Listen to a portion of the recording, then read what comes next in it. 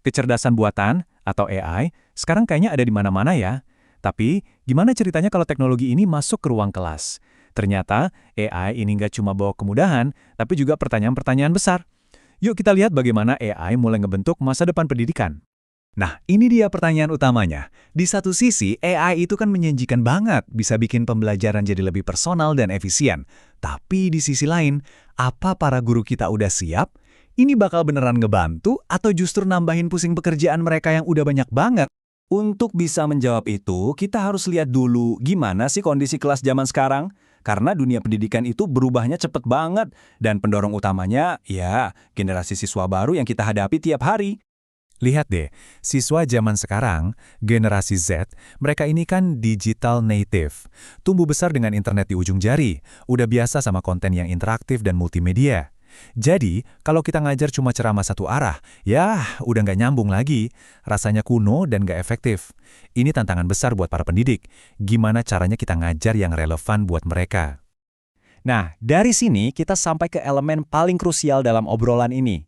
Kita bisa aja ngomongin teknologi canggih dan siswa yang melek digital seharian. Tapi pada akhirnya, ada satu sosok yang berdiri di tengah-tengah itu semua. Jadi intinya tuh begini, percuma punya AI paling canggih sedunia kalau gurunya sendiri nggak yakin, nggak dilatih, atau ya nggak siap pakainya. Gurulah filternya, fasilitatornya, dan penentu akhir apakah sebuah inovasi bakal berhasil atau gagal di dalam kelas. Biar kita benar-benar paham soal faktor manusianya ini, kita nggak bisa ngomongin teori doang kan? Kita perlu lihat contoh nyata di lapangan. Dan buat menggali lebih dalam, kita nggak bakal nebak-nebak. Kita bakal lihat langsung data dari sebuah penelitian yang bertanya langsung kepada para guru. Oke, sumber kita kali ini datang dari sini, sebuah proposal skripsi dari Fakultas Agama Islam di Universitas IFET Semarang. Dari sini kita bisa dapat gambaran yang otentik dan beneran dari lapangan, bukan cuma asumsi, tentang gimana tantangan ini terjadi di dunia nyata.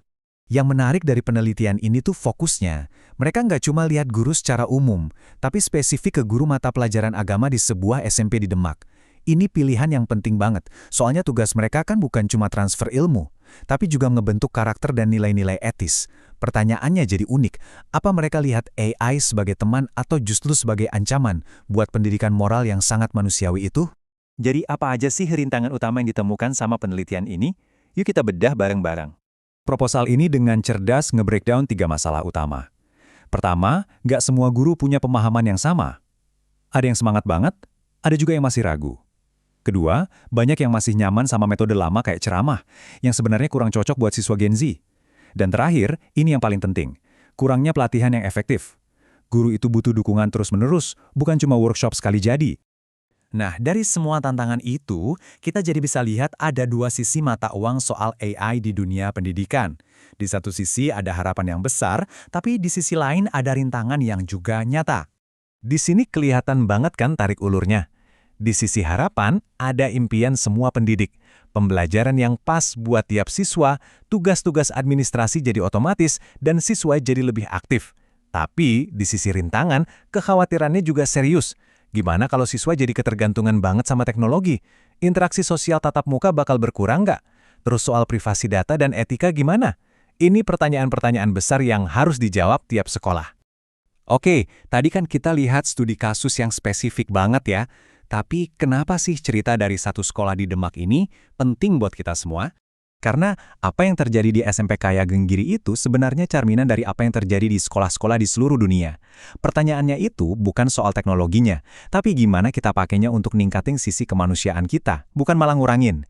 Intinya adalah menjaga hubungan guru dan murid tetap jadi jantungnya pendidikan. Dan inilah poin utamanya. AI itu bisa kasih informasi, bisa nilai kuis, bahkan bisa simulasi percakapan.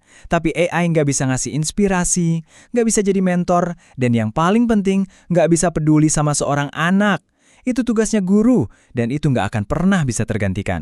Jadi, untuk menutup pembahasan kita, mari kita fokus pada pertanyaan yang benar. Debatnya udah bukan lagi soal apakah AI bakal jadi bagian dari pendidikan. Faktanya AI itu udah ada di sini. Pertanyaan yang sebenarnya dan yang paling mendesak adalah apa yang kita lakukan sekarang untuk memberdayakan, melatih, dan mendukung para guru yang akan memandu generasi berikutnya melewati revolusi ini.